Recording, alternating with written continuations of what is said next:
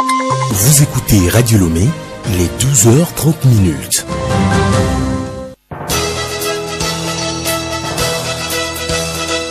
Le journal Léontine Atogima.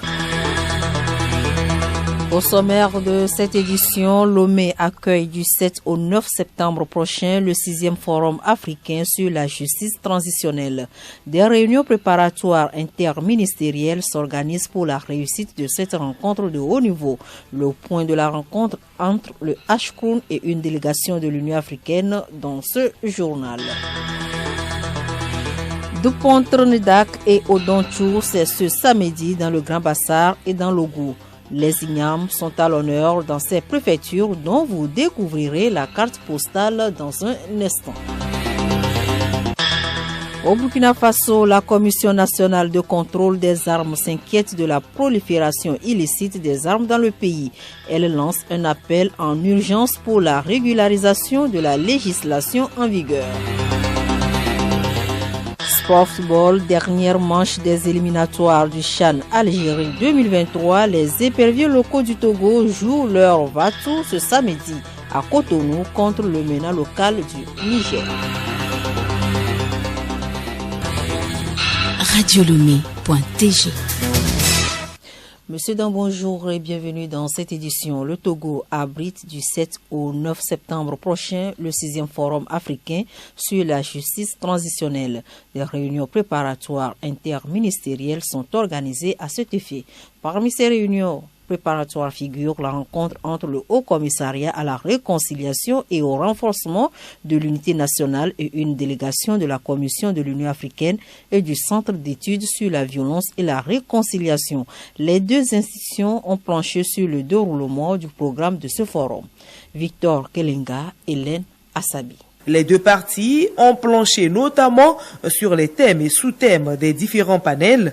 La délégation a aussi proposé au HCROUN d'énumérer les besoins dans le domaine de la justice transitionnelle afin de l'accompagner dans la mise en œuvre de sa politique de réconciliation nationale. Le chef de mission de l'Union africaine, John I. Koubadje, fait le point des 5 jours de travaux. And the essence of our coming is to come and plant towards the 6th edition of the African Forum on Transitional Justice. Le but de notre visite ici, c'est de planifier l'organisation du 6e Forum africain sur la justice transitionnelle. Grâce aux efforts du gouvernement togolais sur la question de justice transitionnelle, nous avons décidé de venir ici pour organiser ce forum. Donc pendant les 5 jours de travail ici, nous avons rencontré le mécanisme de justice transitionnelle ici à HCROUN, et puis nous avons aussi eu des réunions avec les comités interministériels pour voir tous les aspects possibles pour la réussite du forum. Nous avons travaillé ensemble sur tous les aspects, notamment le programme, sur la note conceptuelle, pour que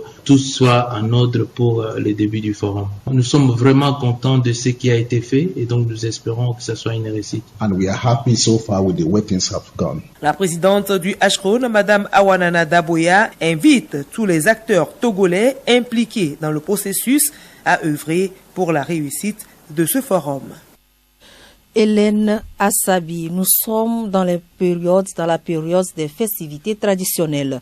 Apothéose demain samedi dans le Grand Bassar de la 58e édition de la fête des ignames de Pont-Trinidad. C'est Guérin Kouka qui abrite les festivités cette année. Partons à la découverte du Grand Bassar avec cette carte postale que nous présente Sylvie Tchangay. Situé dans la région de la Kara, le Grand Bassar est une localité qui offre un beau paysage avec des montagnes boisées aux plaines sillonnées par des rivières. D'ailleurs, très différent des bassars d'Afrique centrale, les bassars tirent leur nom des monts Barba Bassar, au pied desquels le premier groupe arrivé sur le site s'est établi.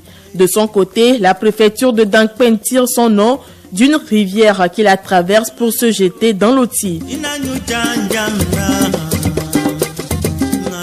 Le Grand Bassar dégage une population de plus de 298 000 habitants. Les peuples du Grand Bassar sont réputés cultivateurs en abondance de l'igname, en plus du maïs, du manioc et de l'arachide, sans oublier la pratique de l'élevage.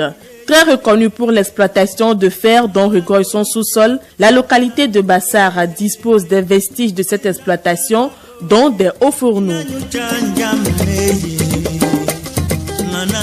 Ces derniers, qui remonteraient depuis le XIIe siècle, sont encore visibles à Nangbeni, Binaparba et Bandjeli.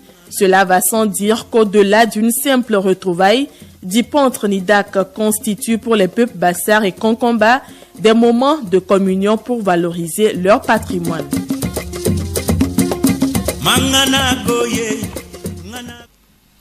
D'une carte postale à une autre, c'est celle de Logou qui voit ses populations célébrer aussi la fête de l'Ignam au Dantou. En attendant le clou des festivités de l'édition 2022 qui aura lieu ce samedi, Geneviève Pognon nous fait la présentation de la préfecture de Logou. Avec pour chef-lieu Atakpamé, Ogou est une préfecture qui se loge dans la région des plateaux. Ces communautés se composent de braves paysans spécialisés dans la culture de plusieurs produits, du maïs au fonio en passant par le sorgho, le manioc, la banane plantain, le taro avec évidemment en bonne place l'igname. Le milieu est également riche en fruits et en agrumes.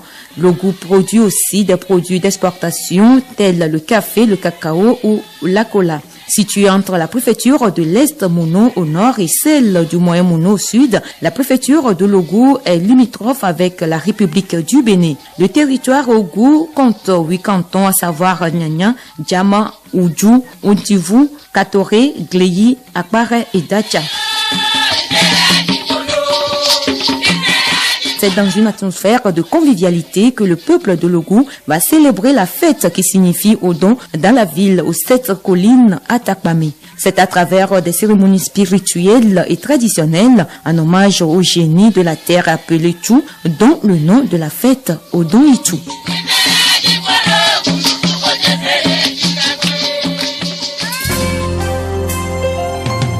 Le journal Léontine à Togima. Hors du Togo, au Burkina Faso, la prolifération et la circulation illicite des armes nourrit des tensions communautaires, accentue le grand banditisme et sert de lit aux groupes armés non étatiques qui s'adonnent à des actes de terrorisme, a indiqué le secrétaire permanent de la Commission nationale de contrôle des armes dans le pays. Le secrétaire permanent a relevé l'indispensabilité de maîtriser le flux d'armes dans le combat engagé contre les violences armées dans le pays. Il faut sauver les travaux du dialogue national inclusif et souverain. C'est l'invite des chefs religieux et aînés tchadiens. Ces derniers ont fait part de leurs préoccupations face au blocage persistant dans les négociations. Pour essayer de concilier les positions, le groupe des religieux des aînés, composé de pasteurs, d'imams et de laïcs, discute actuellement avec des membres de partis politiques et de la société civile. Pendant ce temps, la formation politique, les transformateurs, réclament la libération de ses membres arrêtés. En effet, la police nationale a indiqué sur sa page Facebook avoir arrêté 84 militants des transformateurs qui parodiaient sans autorisation au centre-ville pour troubles à l'ordre public et attroupements non autorisés par le ministère de la Sécurité publique. La Mauritanie, le Sénégal, la Gambie, la Guinée-Bissau et la Guinée-Conakry ont échangé hier sur l'avenir du gaz naturel dans la sous-région. La découverte du gisement gazier entre le Sénégal et la Mauritanie, dont les premières tonnes devraient être exploitées fin 2023, était au cœur des discussions. Il relève que les 2,5 millions de tonnes annuelles de gaz prévus fin 2023 seront principalement destinés à l'exportation sous forme de gaz naturel liquéfié. En Éthiopie, le Front de libération du peuple du Tigré accuse Addis Abeba d'avoir lancé une offensive conjointe avec l'Érythrée. Il s'agit de la première implication directe de l'Érythrée depuis la reprise des combats le 24 août dernier. Le gouvernement éthiopien n'a pas répondu à cette accusation. Addis Abeba se contente d'affirmer que son armée agit en position défensive contre les attaques des Tigréens qui se seraient intensifiées. Écoutez Radio Lomé sur le web sur le www.radiolomé.tg. Agenda culturel, plusieurs activités meublent l'agenda de ce vendredi. Au menu, des festivals de contes et de ballet, de la résidence d'artistes plasticiens et d'un spectacle d'humour et de la musique. Nous retrouvons Geneviève Bognon. L'artiste de la chanson Setlo et le groupe 228 Comédies en tournée nationale de l'humour et de la musique posent leurs valises le 17 septembre prochain au stade municipal de Palimé. Deux spectacles à un autre, Érudit Communication organise dimanche 4 septembre prochain à l'église des Assemblées de Dieu de la foi de Dalavé avec la participation du doyen de la musique gospel du Togo à Dabadi Djoboko, sans oublier une grande soirée qui sera animée par Dela au relais de la commune de Tivier. Du festival à présent, l'Union des ballets du Togo présente la 4e édition du Festival national de ballet traditionnel du 9 au 11 septembre prochain à l'espace culturel Only Beach. Au programme Grand Carnaval, spectacle de danse et conférences débat. Le thème retenu est le développement culturel face aux enjeux de la décentralisation. Le Festival international de contes du Togo, 18e édition, se déroule du 24 août au 9 novembre prochain. Au menu, atelier de contes, des colloques, échanges d'expériences, nuit de contes. Festival Misseglilo, l'édition 13 s'ouvre ce samedi 3 septembre à l'espace Art Room à Avepozo. Et puis, la résidence internationale d'artistes plasticiens Gamessou à Agoué Adigo se tient du 9 septembre au 2 octobre prochain. 10 pays prennent part à ce grand rendez-vous dans le Togo.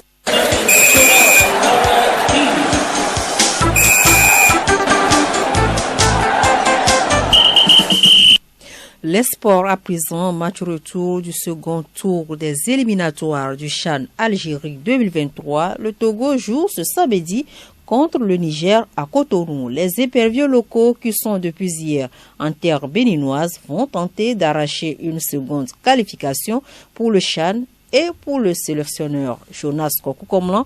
C'est au sien de tout donner pour gagner. Milek Agbokou. Arrivés à Cotonou, où ils ont pris leur quartier à Ibis Hotel, le sélectionneur togolais Jonas Kokou-Komlan s'est tout d'abord exprimé sur l'ambiance qui règne au sein de l'équipe. Il faut retenir une bonne ambiance. On est bien arrivé à Cotonou, bien installé. Les joueurs, ils sont là et il y a une bonne ambiance. Tout le monde est déjà dans le bain du match du samedi. Et je pense que déjà c'est une bonne chose. Au match aller, les locaux togolais l'avaient emporté à Kégué 1-0 et les joueurs sont motivés pour cette rencontre retour selon Jonas Komlan. Les joueurs, ils sont motivés. Donc, c'est à nous maintenant le samedi de donner le maximum de nous pour se qualifier. On va se mettre déjà dans le bain du match. On va s'entraîner, faire une reconnaissance du terrain, se préparer psychologiquement et puis mettre certaines stratégies en place. Enfin, le sélectionneur fait le point sur l'état physique de ses joueurs. Le match aller, ça a été un match rude, donc il y a des petits bobos. Le staff médical est en train de s'affairer autour de ces petits bobos-là. Je pense que c'est normal, c'est des petites blessures qui arrivent à chaque athlète, à chaque sportif. Donc le staff médical s'affaire sur ça. Je pense que d'ici le match, on aura une situation claire de tout le monde. Niger-Togo, le match se dispute ce samedi sous les coups de 13h GMT au stade de l'Amitié de Cotonou, au stade Mathieu Kérékou de Cotonou. Si tout va bien, vous suivrez en direct et en intégralité cette rencontre sur votre antenne Radio Lomé.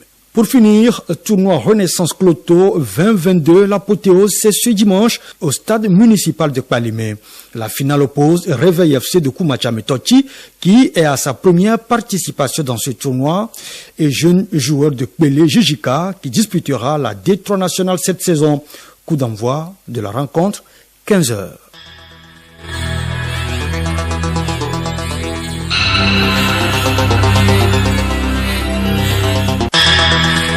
Point final à cette édition a retenu pour l'essentiel Lomé accueil du 7 au 9 septembre prochain le 6e forum africain sur la justice transitionnelle. Des réunions préparatoires interministérielles s'organisent pour la réussite de cette rencontre de haut niveau.